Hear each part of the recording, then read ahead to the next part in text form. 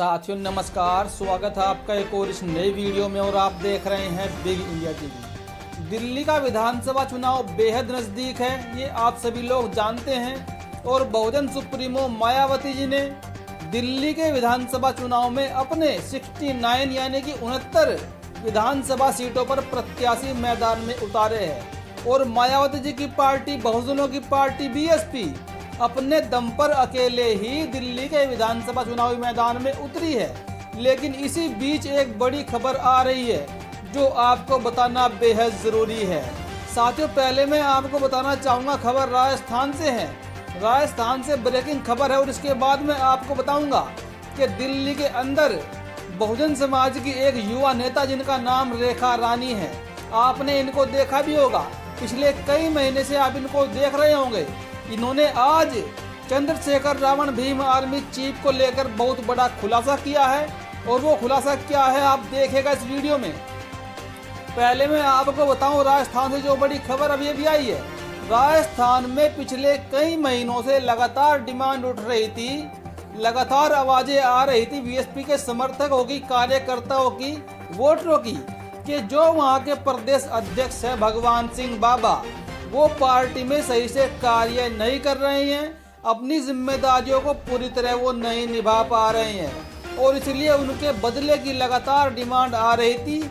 और कल बहन कुमारी मायावती जी ने दिल्ली में बैठकर बहुत बड़ा निर्णय ले लिया और भगवान सिंह बाबा को उनके पद से हटा दिया गया है।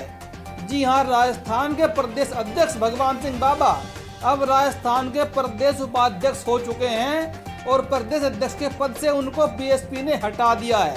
अब सवाल आता है कि बीएसपी ने फिर बनाया किसको है, जिनका नाम रामचंद्र बारूपाल है।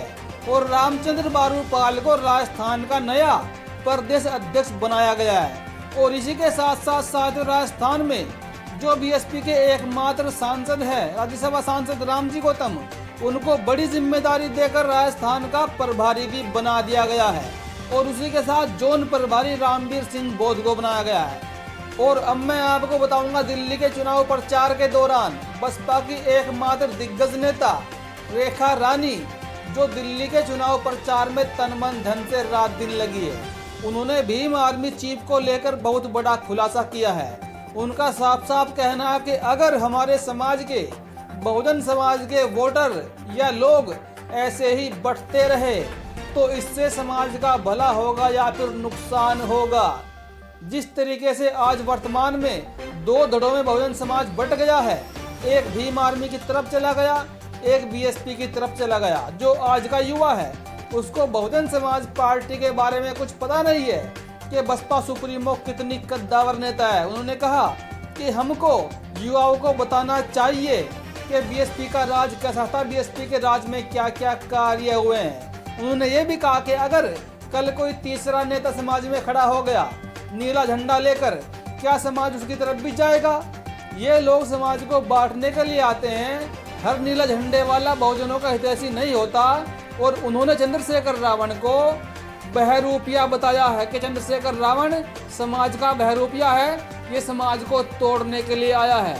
आगे उनकी आप ये पूरी वीडियो देखें, जिस वीडियो में वो खुद प्रचार के दौरान कह रही है, देखिए वीडियो। और किसी भी नीले झंडे वाली पार्टी को बसपा ना समझें, क्योंकि हमारी जो पार्टी है बसपा, वो हाथी के निशान वाली पार्टी है जिसकी अध्यक्ष बहन कुमारी मायावती जी हैं।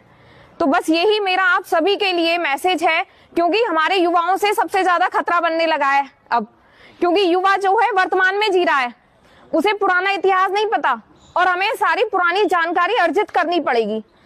अभी हम दो भागों में बट रहे हैं नीले झंडे के नाम पर, तो क्या कल को कोई और नेता निकलेगा बहुजन समाज से तो वो भटकाएगा? क्या 3 पार्टियां बनेंगी, 4 बनेंगी? इससे हम मजबूत बनेंगे या कमजोर? ये तो हमने कभी सोचा ही नहीं है। ये गहरी बात है। गहराई यहाँ पे है कि अपने व्यक्तिगत स्वार्थ के लिए व्यक्ति, वो बहुजन समाज में ऐसे बहरूपिये हैं, ऐसे जयचंद पैदा हो गए हैं जो अपने स्वार्थ के लिए आप जैसे भोले भाले लोगों का फायदा उठा रहे हैं। और आप और हम वहीं के वहीं रह गए हैं। आप उन्हें सोचो कि वो कहां पहुंच गए। तो सबसे पहले व्यक्ति की पहचान करिए उसके शब्दों से। यदि कोई जहर उगल रहा है, आपको तोड़ने और बांटने की बात कर रहा है, तो वो असल मायने में नेता नहीं है। वो अभिनेता है, उसने मुखौटा पहना हुआ है समाज सेवा का। तो समझ रहे हैं ना मेरा भाव कहाँ है। तो गलत डायरेक्शन में नहीं जाना है और अपने दिमाग को, अपनी शारीरिक मानसिक शक्ति पूरी हमें एक अच्छे ढांचे के निर्माण में लगानी है, एक अखंड भारत के निर्माण में, जहां हर जातियों को स्थान बराबर मिले। पहली शुरुआत मुझे करनी है अपने आप से, समझ रहे हैं ना। बस यही बहन जी की तरफ से मेरा मैसेज है कि भटके बिल्कुल ना, एक रास्ते पर चले। अब इसके साथ ही मैं जो मेरे शब्द हैं उन्हें खत्म कर रही हूं और एक स्मृति के तौर पर बाबा साहब की एक छोटी सी तस्वीर है, वो मैं आपको दे रही हूं। ये पढ़ने के टेबल पर आप इसे रखेंगे, क्योंकि यही आपको संगठित रहने की और शिक्षित रहने की प्रेरणा देगी हमेशा। और आपको पता चलेगा कि कोई हमसे मिला था जिसने समाज को मजबूती से एक साथ खड़े रहने के लिए प्रेरित किया था। बोलिए जय भीम, बहन कुमारी मायावती जिंदाबाद जिंदाबाद, बहन कुमारी मायावती जिंदाबाद जिंदाबाद। वो बातें और हैं जो बहन जी की ओर से, बीएसपी की ओर से मैं आपके साथ साझा करने के लिए आज यहाँ आई हूँ। पहली बात तो ये कि हमें शिक्षित बनना है और संगठित रहना है। पहला मैसेज यही है आप सभी के लिए, युवाओं के लिए, कि पहली बात ये कि शिक्षित रहिए और संगठित रहिए, क्योंकि जैसा आप जानते हैं कि संगठन में बहुत बड़ी ताकत होती है। 10 जगह बटेंगे तो वो संगठन कमजोर होगा। और बहन जी का जो संघर्ष है वो कभी भुलाया नहीं जा सकता, जो जब शायद हम पैदा भी नहीं हुए थे, और मुझे लगता है बहुत सारे हमारे बीच जो युवा खड़े हैं वो सब पैदा भी नहीं हुए होंगे जब हमारी बहन जी सड़कों पर उतरी थी। तो आजकल का समय ऐसा है कि कुछ युवा ये कह रहे हैं कि बहन जी किसी चीज पर रिस्पॉन्स नहीं दे रही हैं, बोल नहीं रही हैं, या बहुत ज्यादा एक्टिव नहीं है, ठीक, या कुछ कर नहीं रही हैं, ये भी सुनने में आ रहा है। तो पहले हम उनके जीवन संघर्ष को बारीकी से अध्ययन करें, बाबा साहब को बारीकी से अध्ययन करें। बहन जी ने हमारे लिए किया क्या है, आज जो हमारा खान पान, पहनावा, रहन सहन सब उन्हीं की देन है, बाबा साहब और बहन जी की। एक ऐसी महिला जिसने उस समय जब हम पैदा नहीं हुए थे, कम से कम 45-50 साल पहले सड़कों पे उतरी, तो अपना घर नहीं बसाया, तो ये भी त्याग कोई कम नहीं है एक महिला के लिए, और ऊपर से एक दलित महिला के लिए, ठीक। तो पहले तो इस चीज को नहीं भूलना है।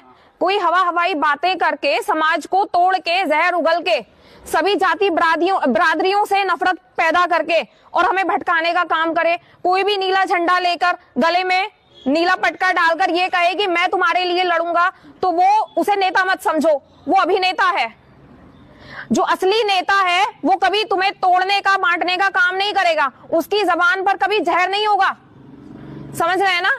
हमारा जो ये सामाजिक ढांचा है ये मजबूत बना रहे, और सामाजिक ढांचा केवल हमारे एक व्यक्ति से नहीं बना है, उसमें हर जाति बरादरी है। तो कभी भी ये कड़वाहट ना हो समाज में। और बहुजन समाज पार्टी किसी एक व्यक्ति की पार्टी नहीं है कि केवल एससी की ही है पार्टी। बहुजन समाज पार्टी में हर जाति बरादरी, जो दलित है, शोषित है, वंचित है, सामाजिक समस्याओं को झेल रहा है, तो केवल एससी थोड़ी है उसमें ब्राह्मण भी हो सकता है।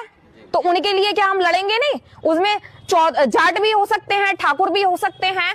तो समाज में जो ये मिथ्या फैला हुआ है कि बहुजन समाज पार्टी केवल दलितों की पार्टी है, ऐसा बिल्कुल भी नहीं है। इसमें प्राथमिकता उन लोगों को दी जाती है, नीतियां निर्धारित करने में जो प्राथमिकता है उन लोगों को दी जा रही है जो मूलभूत जो जिनकी आवश्यकताएं हैं वो उन्हें भी पूरा नहीं कर पा रहे हैं।